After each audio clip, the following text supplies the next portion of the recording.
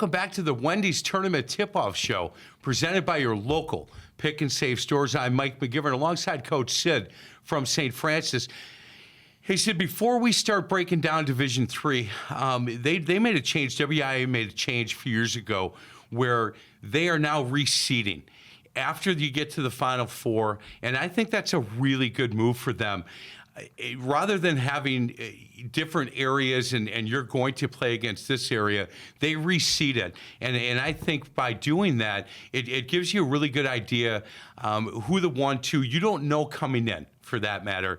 I know back in the day, we already knew if we won our sectional final, who we were going to play. Now they do that on Sunday night, and I think that's a really good move. I agree. I think it's a move that probably was brought up with the coaches advisory group, and WIAA listened, and yeah, it's a good move. Boy, they work well. They are really working much better together than they had years ago, and I like that. Hey, here today on Thursday up at the Rush Center, the first game, when you look at Division III, it's going to tip off at 1:35. Madison Edgewood, who's the 1 seed, is going to play Baldwin-Woodville. And they're 22-6. Had a great year. They took first place in the Middle Border Conference. And you look at Edgewood; they're the 1 seed, and they took second place in the Badger Small Conference. They are led by 2 freshmen. Anna Miller is a 5'8" freshman, averaging about 14 a game. And Beanie Thompson, my favorite name in this year's tournament, by the way, 5'9" freshman, averaging about 10 a game. And you're going to find out very quickly, I think, from a team like Edgewood, if the lights are a little bit bright for these freshmen. Coach Stavnes will have them well prepared. I mean, she's probably have tons of film. I know she was prepping for Kettle Moraine Lutheran, CMH, all of those. And the Miller kid rarely turns the ball over. So I don't think the lights will be too bright for Edgewood. Hey, and before we break that game down a little bit more, you know, the court now, you're on a college court, and people don't think that's a huge difference. The 5 feet on either side, it is a big difference. And I know when I was coaching, I know Coach Wallersheim, we'd always try to we'd get out to Cardinal Stritch, your alma mater, and try to get some practice time on that court so that they could get a feel and their legs could get a feel for what that 5 feet on either side makes. I think it makes a huge difference.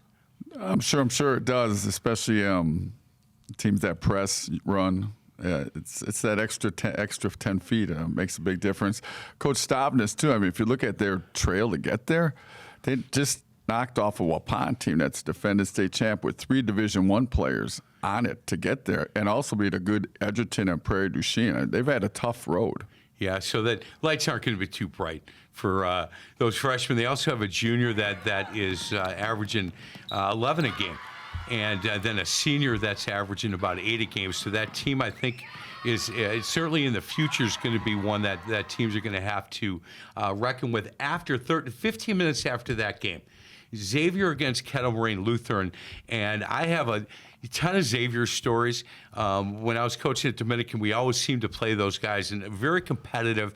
A lot of pride in that school, a lot of success in different sports at Xavier. And Kettle Moraine Lutheran, for me, when Jason Walls, and if you're anywhere around high school basketball in this area, the Walls family combined have a lot of wins. And Jason Walls is the head coach at Kettle Moraine Lutheran. They took first place in their division in the East Central Conference. They tied with Waupun in that conference. And Jason, I imagine at Thanksgiving and Christmas, that Walls family they're breaking down film together and watching film, talking basketball. But they've had a lot of success as a family, and certainly proud of Jason for getting the state. Jason's been there before, and he's probably one of the nicest guys in coaching, very low-key. But his team, as I said, I was at the sectional final against CMH, who has an outstanding team and good guards. And first half, defensively, they just locked them down. I think CMH ended up with 12 turnovers, 18% shooting. And that's probably the best passing team, boys, girls, that I've seen in a long time. Really? Outstanding. Well, it'll be a good game because Xavier, awfully good year. They took first place. They were 11-1 in the Bay Conference, 21-7 overall. And if you know the Xavier group, they always look for non-conference games that are going to test them. And they did that this year. They ranked number 9 in the final coaches poll. And Xavier, if you look at their schedule, played a really difficult non-conference schedule to get them ready for a game like this. I'm sure it's going to help them, going to pay off. I know Kettle Moraine Lutheran too doesn't duck anybody, and the coaches' rankings, sure they're there, but right now they're in the top 4. They are. I want to go back real quick to that Edgewood team, Coach. When you have a talented freshman, the way that Coach Stavnis has.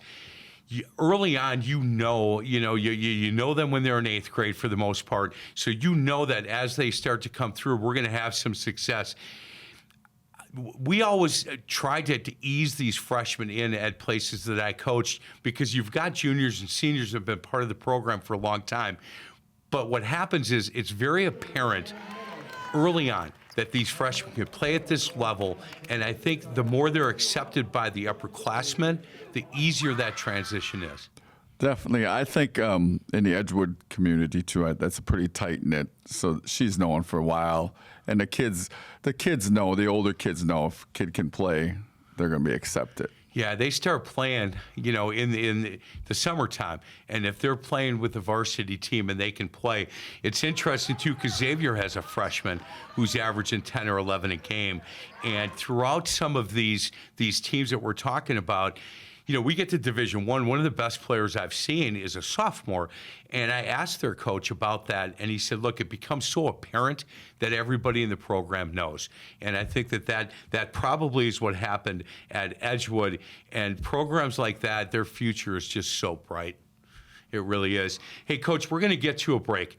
On the other side of the break, we've got to talk about Division II and Division I, and then I'm going to hold your feet to the fire. That last segment, we're going to ask you for some predictions, and we'll do that on the other side. This is the Wendy's Girls Tournament Tip-Off Show, presented by your local Pick and Save stores, only on My 24.